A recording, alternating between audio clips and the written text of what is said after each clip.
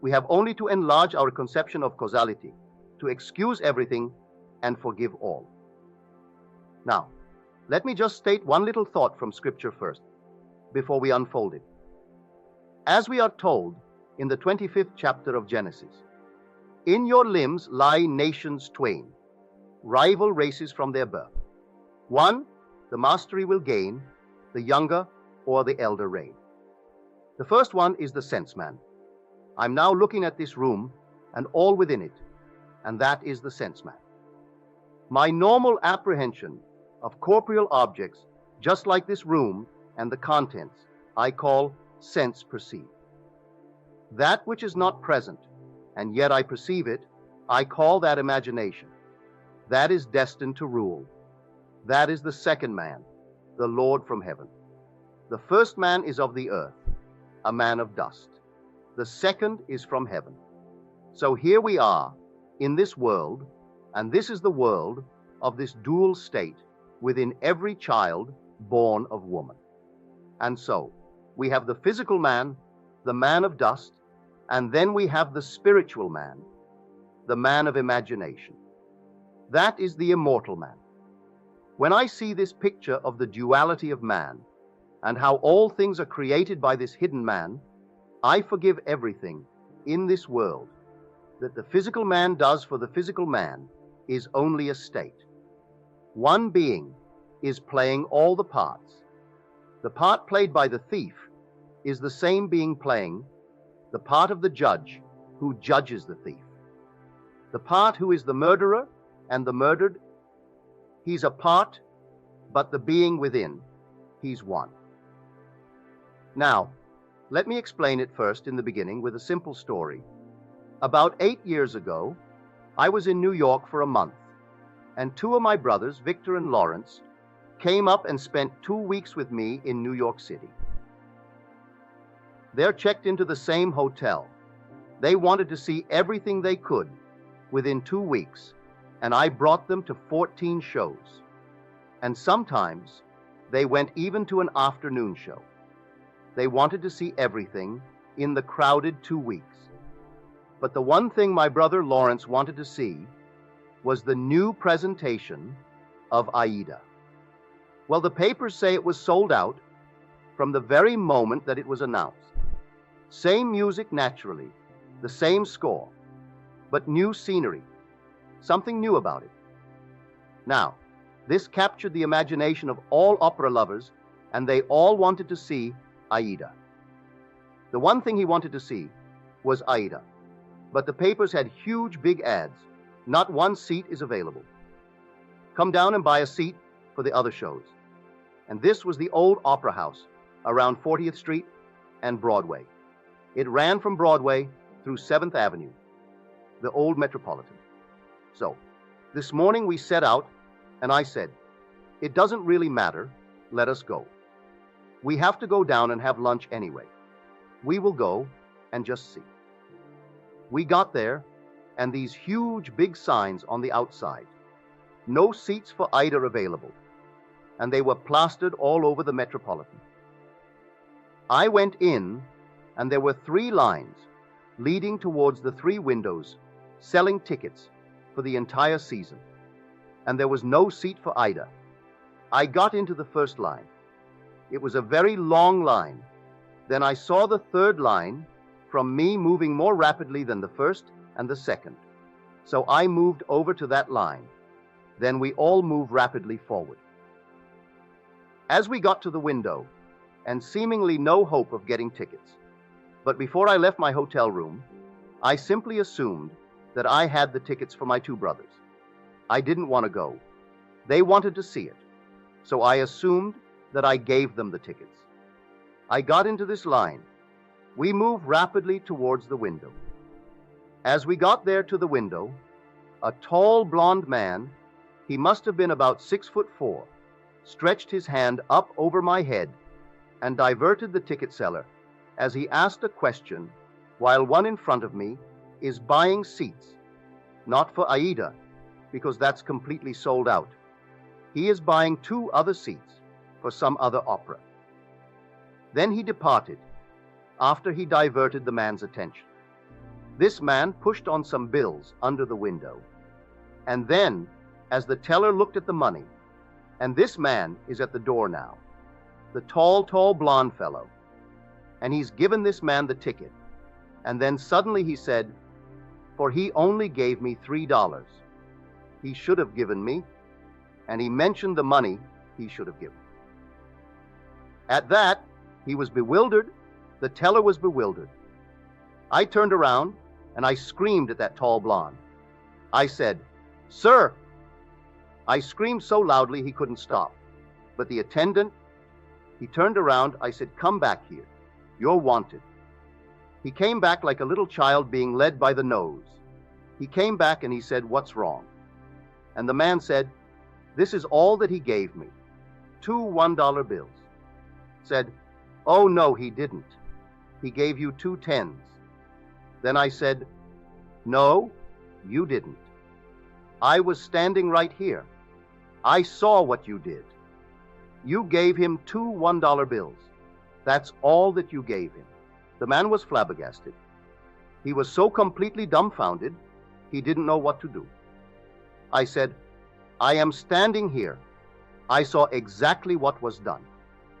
Then he opened up his purse, and here was a stack of ones, and he had a $20 bill and 2 10s. He said to the man, "Say when you discover your mistake that I gave you 2 10s. And the man said to him, "At the end of the season." And with that, it was closed, and the man then took out the money and paid for the tickets and took back his 2 ones. Then I said to him, "I want 2 seats for Aida tonight, and I want them in the horseshoe circle. I want them center." He said, "Yes, sir." And he took from what is called the VIP. They always keep a few out. Though the house is sold out, they always keep a few seats for those who are coming, called the very important people. I am certainly not a very important person, but I saved him from the loss of $20, and he quickly took the 2 seats out and said to me, $20. I gave him the $20 and gave the 2 seats to my brothers. Now, a state called a thief. These 2 men have chosen to be thieves in their world. They're con men. It's perfectly all right. God made everything for its purpose, and even the wicked for the time of trouble. Read that in the 16th chapter, the 4th verse of Proverbs. He made everything for its purpose, even the wicked, for the day of trouble. For the day of trouble may not be a war. I was troubled how to get these tickets. That's a moment of trouble, and I simply assumed that I had them. I simply played my part in my imagination before I left my hotel room, that my brothers are going to see this show this night of Aida, the new presentation of Aida. They too, who have already given themselves over to the state of a thief, they had to actually come right into the line. I took the first line, then I move over to the third line, because I saw it moving more rapidly. So he comes over to the third line and plays his part beautifully. If he had not done what he did, I would not have received those tickets, because I am not a very important person. But the man looked me in the eyes and thought, here was an honest man. As far as he is concerned, I am an honest man who saved him from losing $20. And so he quickly took out the 2 seats. I paid for them. Naturally, he didn't give them to me. I was willing to pay for my seats, but you couldn't buy them. All over the place. Sold out, sold out, sold out, all over the Metropolitan Opera. You could paste it on the wall. I mean, a huge big ad in the paper. Aida is sold out. And I went that day and got those seats right in the circle, in center row, for my 2 brothers, because one man played his part beautifully. He had given himself over to a con man. He finds it easy to make a living being a con man. There are those who are pickpockets. There are schools to teach people to be pickpockets. Do you know that? They come right out of the school and go into a profession. All right, that's their part. They play that part.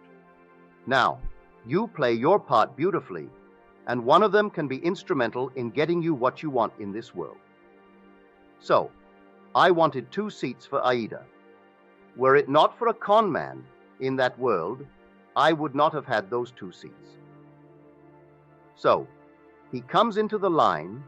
Where I was in the line, he comes forward, and just as I got to the ticket window, he puts his hand over my head to divert the man's attention. And the one in front of me, who is buying 2 seats, not for Aida, because you can't get them. He is buying 2 seats for something else. And he puts out $2 bills instead of 2 tens. And then this man starts, and I turn around as though I was inspired. And with my full voice, I said, "Sir, come back here." He had to come back. So he came on back, just like a little child, and stood next to me. And he looked down at me. He wouldn't dare budge. "Well," I said, "you didn't give him anything more than what he is showing you now. You've given him exactly what he's showing you, because I was fair, and I stood next to you. He was helpless. He couldn't hit me. He was many inches my height. I was 5'11", and he may be about 6'5" or more. A strong, strapping blonde, but he was impotent in my presence when I called him back. He only played the part, so should I not forgive him? There are infinite states in this world, and all you have to do is forget states. You play your part in every state necessary to make your part come to fulfillment at the moment that you need it. And so we went out for lunch, and my brothers, Lawrence and Victor, they had their tickets, and that evening they went to see Ida. So, in your limbs lie nations twain. They are rival races from their birth. One the mastery shall gain, the younger over the elder reign. And the younger is the second, and the second man is the man from heaven. And that man is your own wonderful human imagination, who is God. And there is no other God. That is the Lord from heaven. And the outer man that clothes him, he is under compulsion to fulfill the commands of that inner man. But everyone is falling into states, infinite states. To understand this world, you must think in terms of states. He has made everything for its purpose, even the wicked for the day of trouble. And so, use everything. But you don't have to think of which one will do it. Forget it. Who will play the part? I never saw that man before. Never saw his partner in their little crime before. That was their choice in life. There are those who have chosen to be pickpockets for the rest of their lives. So if they are caught in the act, all right, that's part of the game. They've chosen that part to play. Now, those who have chosen their part to play, like Mr. Hoover, who just departed this world, he chose that part, and there are others who chose other parts. Either wisely or unwisely, we fall into these things. But when the inner man begins to awake, he selects his part wisely. It's entirely up to us. So I tell you, everything in this world that you want to be, you can be. If you will know that there are only states, you move into the state because the occupant of the state does not differ from the occupant of any other state. The one who played the part that day of the con man to get 2 tickets for $2 instead of $20 and go on the street and sell them for $15 and make himself a quick few bucks. The same occupant is God. God is playing all the parts. So all we have to do is simply to expand a little bit our conception of causality to actually excuse everything and forgive everyone in this world. I forgave him because he actually was instrumental in getting me the 2 seats for my brothers. Were he not playing that part at that moment, I would not have had the seats. But before I left my hotel room, I simply assumed that my brothers had their seats, and they were going to see Aida, and they came off thrilled beyond measure. So we went down at seemingly no hope. I wasn't concerned about any hope. There were 3 long lines. After all, you're selling out just for the show of the night. You're selling for the afternoon show. You're selling for the evening show. And for the entire season. And by a month in advance, 2 months in advance. They're all there. And so here are the lines, and your 3 lines and 3 windows open. And what caused me to move to that moving window? The Father in me. He knew which one is going to play what part, because they're all in states, and myself is fully aware of all the states in the world. And if you can play a part to aid me in the fulfillment of my dream, you will play it. If I need a thief, there must be a thief somewhere. He was a thief, and he played the part. Better part in my getting the ticket than if he were an honest man. If he came up and played the part of an honest man, then the man would have said to me, he wouldn't know me. I'm not an important person. And so we have no tickets. Go into signs, no tickets available. It's a sellout, but it was not a sellout, and a thief made it possible for me to get my 2 tickets. So, when you see this, you forgive every being in the world, everyone. They're all playing their part, so don't condemn anyone, because everyone will be instrumental in fulfilling your dream if you know this law. It's all infinite states, but remember, you are awakening to the reality of the second man. In this room, my simple apprehension of corporeal objects, the things on the wall, your hair, the chair, the house, this thing for a wedding tomorrow, all this preparation for a wedding. All this is to my sense man reality, and I think of something entirely different, and that is called only imagination, and that is the second man. Now, what do I want in place of what my senses are telling me? Let me now enter into that state and live it as though it were true and move forward in that state. Now, let me show you the difference now, because we started with that statement from the 25th chapter of the book of Genesis. An idea that is only an idea produces nothing and does nothing. It must be felt, actually felt, so that it awakens within oneself certain sensations, certain motor actions, in order to be effective. What would the feeling be like if it were true? Dwell upon that until the feeling awakes within you, these sensations. For imagination is spiritual sensation. That is the creative being in you. It's not just to entertain an idea. What idea? The idea must produce in you this feeling, which is a sensation, but it must be a feeling. What would the feeling be like if it were true? You dwell upon that until you catch that feeling. As Winston Churchill said, that the mood determines the fortunes of people rather than the fortunes the mood. The mood precedes the fortune. So, what would you want in this world of contemplating? What would the feeling be like if you had it? What would it be like if it were true? That is the story of Scripture.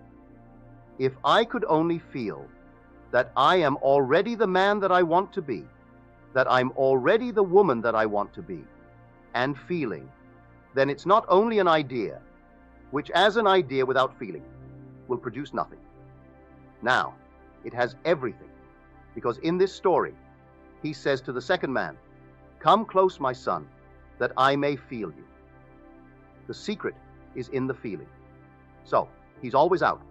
He is the first man covered with fear, the outer man, and Jacob is the inner man.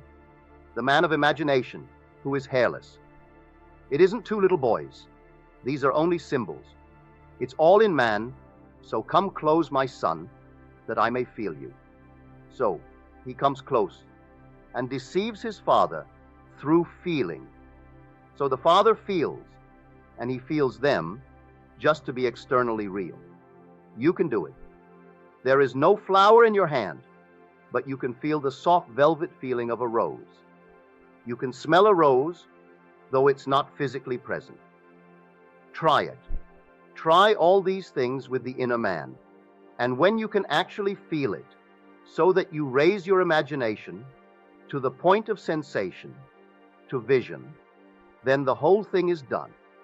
It's done in a way you do not know it's going to happen. If it takes a thief to aid you, then you forgive the thief.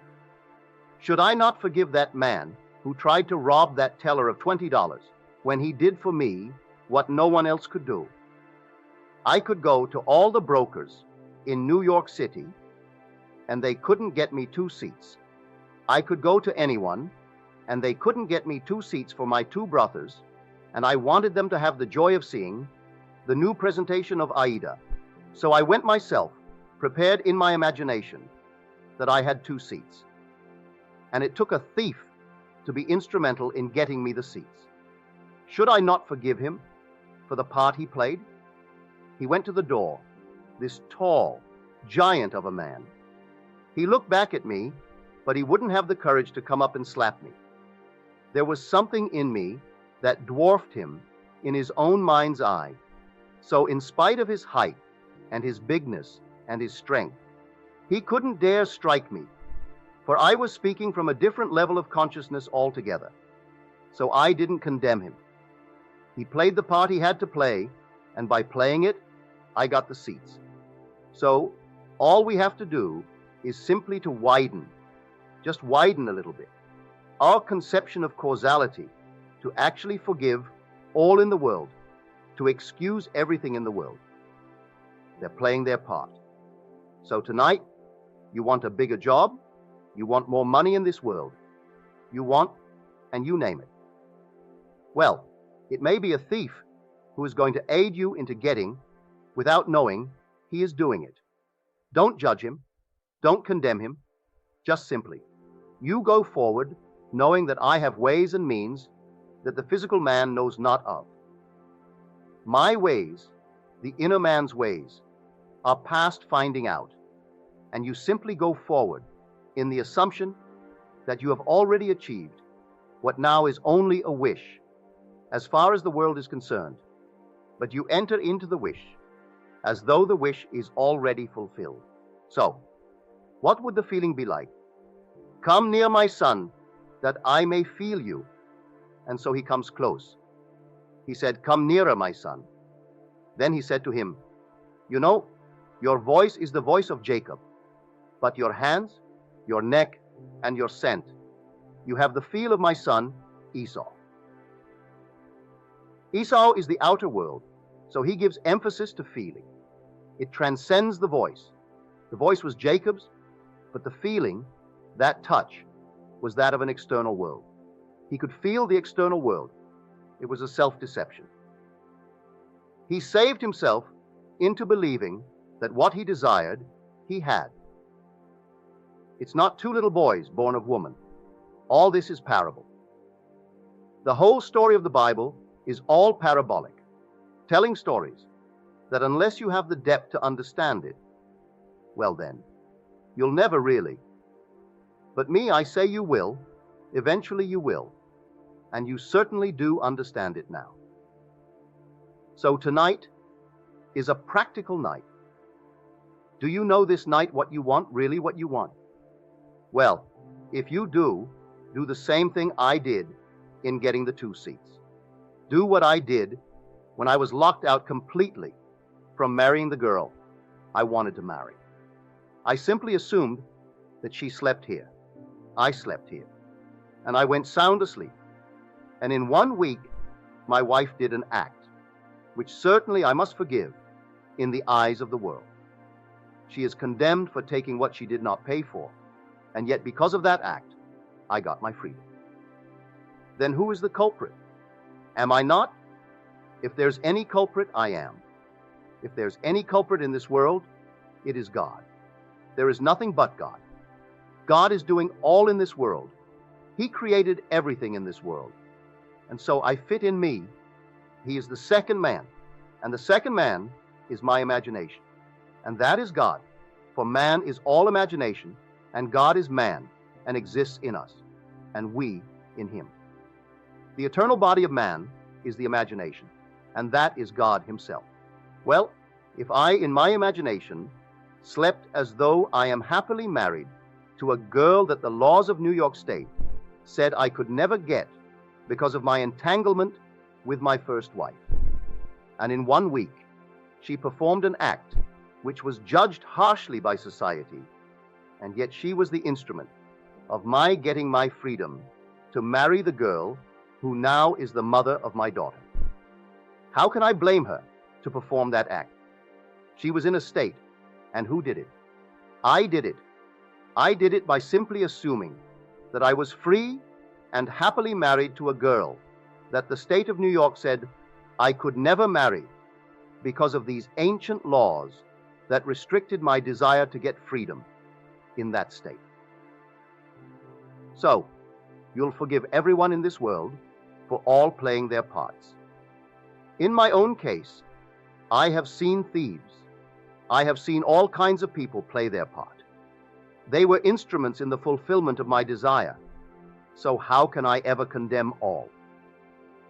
The last cry on the cross, Father, forgive them. They know not what they do. Forgive them. The whole vast world is playing until he awakes in that body.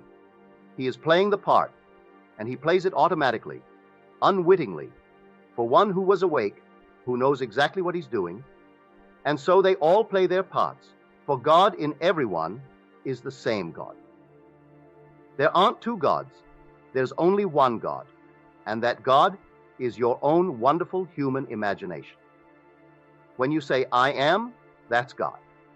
So tonight, you just completely, boldly declare that you are the man, you are the woman that you want to be, and walk in that assumption as though it were true, and then let all these sleeping states play their part. Now I tell you, in spite of what they appear to be, they are sound asleep. They do not know. He thought he knew what he did. He came right into my line and played his part.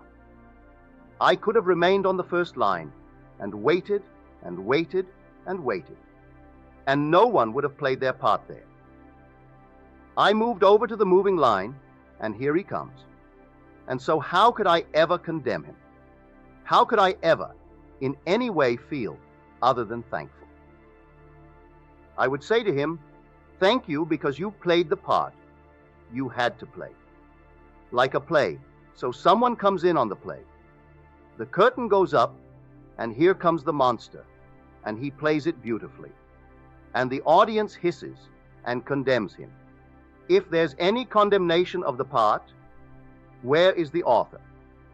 Send for the author, for he wrote the part, and the author, if there's any praise, give it to the author. Any condemnation, give it to the author. I know I've played a part, a second part, on a play on Broadway. And if I didn't get a hiss when I came on, if they didn't hiss me, I felt I wasn't doing well. But I would say 99% of the time, as I came on and started to play my part, the audience hissed. Then I knew I was really on my toes. I was playing the part well because I was a cad in that part, and they couldn't restrain themselves, especially with the matinees when they had children there. Lots of ladies and children, and they could not restrain their emotion, and they were hissing for, then I knew, Neville, you're getting over all right. So I was thrilled with their hissing because I was playing only what was written for me to play. So in this wonderful world of ours, we are infinite states, and everyone is in a state, but the one being in one state is the being in all states. There's only one player, God only acts and is in existing beings or name. He is in all the states, and his name in all states is I am. So someone chooses the part and he wants to be, well, a thief. He finds it easier. He thinks, I'm getting up, going to work, and punching a clock, and punching it out. He feels it's better for him to live that life. All right. So, he has chosen that part if he does it deliberately, for he might have fallen into it through habit of others, and then it's unwittingly. All right? But he will also pay the price. That is the thing he has to consider. He will pay the price because the part has a price with it. But in spite of that, he can be used in the fulfillment of your dreams. Now, many of you who have had, from your letters, dreams of death recently, may I tell you, it's a healthy sign. Dreams are egocentric. You cannot grow and not outgrow in this world. To outgrow is to die. You die to one state and you move into another state. So, anyone dreaming of death, many of you have dreamt of my death. Numberless times, as Paul said, I die daily. Every day he grows. If he did not die every day, well then, he didn't grow that day. So, death. When you see yourself buried, or you see yourself in a coffin, or you see these things in your dream, it's only a beautiful symbol of your growth. You are growing. That's why you see yourself buried, why you see yourself in a tomb. It's simply an expansion of consciousness. So you die to one state of consciousness as you enter a greater state of consciousness. So, when people see themselves dying, or others say, you're dead, it has nothing to do with a little physical body, because you don't die anyway, not really, for nothing dies. It's always an expansion, an expansion, an expansion. So when you do see yourself being buried, give praise. You have died to your former beliefs and these arcane concepts that you entertain, which only enslaved you. Right now, someone introduces you to a new idea, and you toy with the idea of accepting it, but you resist it for a while. Then suddenly, you see your body being entombed. It means it's gotten hold of you. These new ideas that will call you to an expansion of yourself. And so, the old man dies, that the new man may live. A seed must fall into the ground and die before it can be made alive. If it does not fall into the ground and die, then it cannot bring forth fruit. It simply remains what it was before. So if it dies, it bears much fruit. So don't be afraid of any vision of death. Death is the most glorious symbol in the mysteries of the expansion of consciousness. Man is expanding and expanding and expanding in this world, and one day his wonderful imagination will awaken, and that is God. Then he sees a whole vast world as sleepers, all sleepers, and how can you condemn the sleeper? So, he played his part, he played it beautifully. I can see all these things in my world where people play some many marvelous parts, and they were sound asleep, and they thought they were so alert, going to get the better of me, and their attempts to get the better were exactly what I needed to move on. Just move on. They had no idea they're playing their part beautifully. So, I forgive all the thieves that came into my world, even those who actually took, from my pocket, by not giving me what the contract called for. I thank them because it simply allowed me to become all the more secure upon my own feet, and not think for 1 second that I depended upon them or for anyone else in this world. So let them go their way. They're all sound asleep, playing their parts.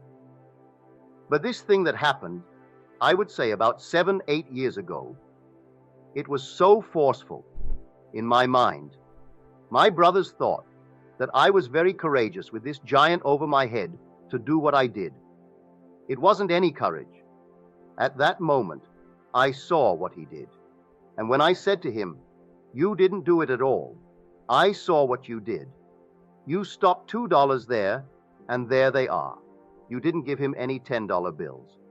He opened up his purse, and I saw all these ones, oodles of ones, and then a 20 and a couple of 10s at the side. And then he pulled out the 10s and gave them and took his 2 ones back. And then he went back to the door with the other partner of his and looked at me as though he could have killed me, but he didn't have the guts to hit me. He couldn't. If I were that big, he could have struck me, because I was speaking on an entirely different level. And on that level, when I knew I was going to get my seats, that's all that concerned me. "Here comes the 2 seats." And the man said, "Yes, sir." He treated me as though I stood before him as the president, and he thought, "Now, here is an honest man who saved me $20. I'm only playing the part. I only wanted 2 seats that night, because that's all that my brothers could give, because I had all these seats bought for them. All the shows for Broadway at the time, within 2 weeks, and every night after night, and matinees and everything else, got it right up to their heads in shows. So, I'm telling you, if you know of this dual being within you, in your limbs lie nations twain, rival races from their birth. One the mastery will gain, the younger over the elder reign. Now, see that younger one actually reigns, and the younger one is your imagination. The older one is your sense man. The facts, these are the facts of life. What does my bank account, and I owe more than the bank account, have in it now? Well, now that is Esau's judgment. Now Jacob puts in 50 times what is there now. In my mind's eye, I deposited 50 times more than is there. How it's going to happen, I don't know. I don't know any more than I knew that day when I started out for the Metropolitan Opera, how I'm going to buy seats when the papers tell me you can't buy a seat. Huge big ad, save your time and don't come. Or, other seats are available but not for Aida. I go down only for Aida, and I get them because of a seeming thief played by the part of God. For God plays all the parts in the world. There is nothing but God.